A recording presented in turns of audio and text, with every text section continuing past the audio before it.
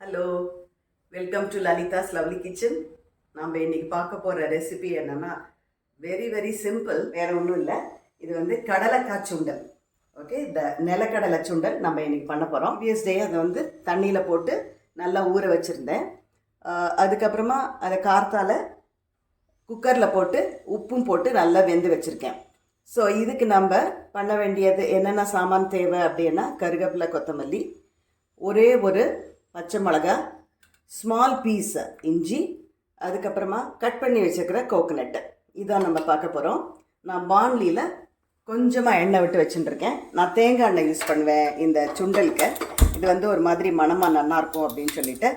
So இந்த இதில் முதல்ல நம்ம வந்து கடுகை போட்டுட்டு, கடுகு கூட நான் ரொம்ப கம்மியாக தான் உரப்பு, ஒரே ஒரு பச்சை மிளகா, கொஞ்சோண்டு இஞ்சி, கடுகு வச்சாச்சு.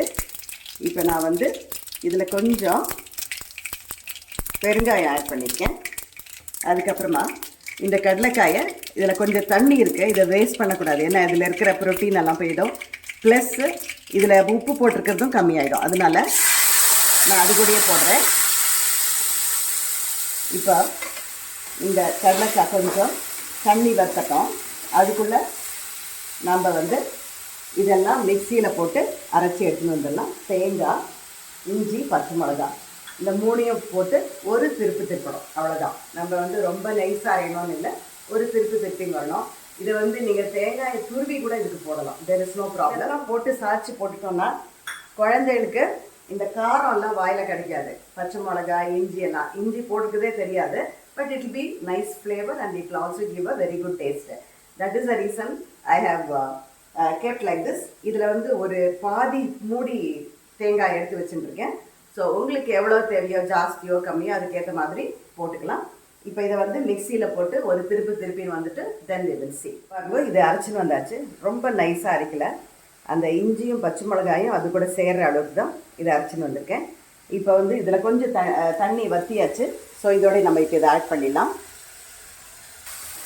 ஸோ இப்போ நான் வந்து ஒரு திருப்பின்னு வந்தேன். தேங்காய், பச்சை மிளகா, அந்த இஞ்சி, அதுக்கு தண்ணி கிண்ணி எதுவும் போடக்கூடாது, ஏன்னா அப்புறமா இது வந்து ரொம்ப நேரம் ஆகிடும் இது வத்துறதுக்கு. இப்போ பாருங்கள், இது இந்த மாதிரி சமயத்தில் நம்ம வந்து இதுக்கு தேவையான கொத்தமல்லி, கருவேப்பிலை, அதுக்கப்புறம் நறுக்கி வச்சுருக்கிற கொஞ்சோண்டு கொத்தமல்லி, இது ரெண்டையும் சேர்த்து ஒரு கிண்டிடலாம். நம்ம குக்கர்லேயே வெந்து வச்சுட்டோன்னா it won't take much time. So snacks பாக்ஸில் இதை வந்து டக்குன்னு வைக்கிறதுக்கு நம்மளுக்கு ஈஸியாக இருக்கும். ஸோ இது ஆல்மோஸ்ட் ஆயாச்சு. இந்த டைமில் நான் என்ன பண்ணுவேன், கொஞ்சோண்டு சுகர் அதுக்கு ஆட் பண்ணுவேன். சும்மா அந்த டேஸ்ட் வந்து கொஞ்சம் என்ஹான்ஸ் ஆகும். சில்ட்ரனோ, so they will really like this kind of things. If you send it, if you pack it, definitely அந்த பாக்ஸ் வந்து காலியாகி தான் வரும். I hope you like this recipe. Let me meet you in the next lovely video. Bye bye.